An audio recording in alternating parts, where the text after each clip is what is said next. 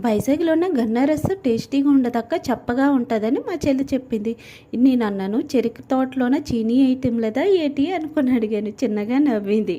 మా విలయ్ గన్నారస్ తాగుతూ గాని అనుకుని తీసుకుని వెళ్తుంటే తాగాము. పక్కన చూసినప్పటికీ చైనీస్ చావుమిన్ తయారవుతుంది. ఎంత బాగా చేస్తున్నారంటే మరి మాటల్లోని చెప్పలేము. అగ్గిలు తీసేస్తున్నారు, చక్కా కలిపేస్తున్నారు, ఏటేటో వేసేస్తున్నారు. కానీ ఆ రోజు మాత్రం తినలేదు. ఎందుకంటే గన్నారస్ తాగాలని ఉంటుంది.